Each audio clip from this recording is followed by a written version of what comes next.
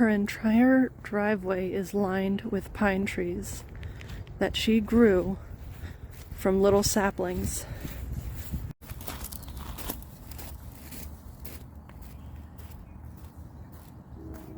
Welcome back to Green Bee Explorer. I'm here with Lynn in her circle garden, and it is absolutely amazing.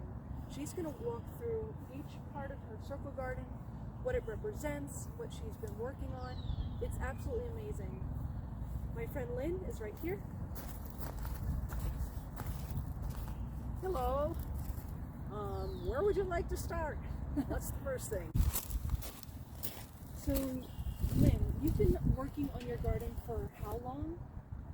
The project started in August of 2019, and I worked 3 months solid in 2019 all the way through the first week of November. Okay. 4 days after I stopped, it snowed. Oh no! I was working in my winter coat with mittens and hat and shoveling material into a wheelbarrow and then into here. Oh my goodness. So, and then the following year, I took another 2 months solid to finish the design. So the design is finished, but the work will never be done. I'll always be weeding or chopping runners or doing things. So before we get started, I just want to give everyone a little view. I'm going to bring the camera up and just show you a little pan over of the garden.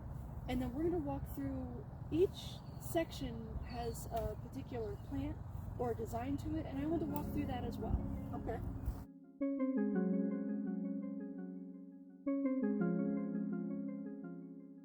So I'm going to give everyone a quick view of the garden as we look overhead.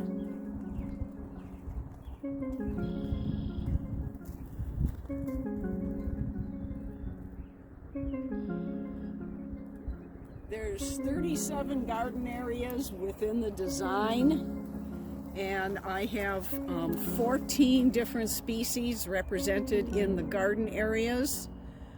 I found out early on there were so many different species I wanted to grow. These are all Michigan natives for pollinators. But there's so many species I wanted to grow that I started an edge garden, and I have 64 different species in the edge garden. So that way the edge garden has no design to it, no rhyme or reason. They're planted wherever I had space. But the inside, I wanted it to stay symmetrical with its planting to match the symmetry of the design itself. So it's a 12-point design, and each area, it's every other matches. So every other there's an outer area, a middle area, a inner area, and then the center. The center there's only one of, but the others there's 12 of in each one, and every other garden area matches. So if you want to start, like this one here, this one's got 5 plants of false sunflower in the middle, and I believe that's Heliopsis helianthoides is the botanic name. And then it's got the cone flowers around the outside to fill it in. The cone flowers I grew from seed last year, and it was kind of an experiment. I was told that I could scatter the seeds and they would grow. The small plants are the ones I scattered. The big plants are the ones I grew from seed starting in the winter, and then grew them on in my greenhouse until it was time to plant them out here. They actually, some of them bloomed last year. I expect this year all of them, or nearly all of them, will bloom, for the coneflowers. The fall sunflowers, they bloomed last year too. Those were a gift from the Brighton Garden Club. They had some, so they gave some to me. Now the every other in between that is over here. And what was in the center is anise hyssop, which is Agastache funiculum. It didn't come up this year. I have to research that. They may be biennials, which means they only come up a couple years. They came up the first year in 2019. They came up great last year, and now they're not coming up. There's a couple of them, but they were the ones I grew from seed that I scattered around. So those are on the inside. I really like the plant because it's very pollinator friendly, lots of bees. Around the outside are black-eyed Susans. So they're doing just great. They're starting to spread a little bit. So that'll be great. So then the next one matches the first one we talked about. The one after that matches this one. So, and just to note everything, this is the first week in May. So that's why you're mostly seeing green and some leaves. But they'll be not sprouting, but blooming once the season goes on in July. So, and we'll be back to definitely see that as this garden just grows and grows and grows. So this is one of the center gardens. On the inside is swamp milkweed. Now the milkweeds are late developers. They don't come up until later on. So you can see they're starting to come up in there. There's a few of them coming, so they're doing fine. I grew them all from seed that I collected off of my plants. And on the outside is something called clustered mountain mint, which is a Michigan native.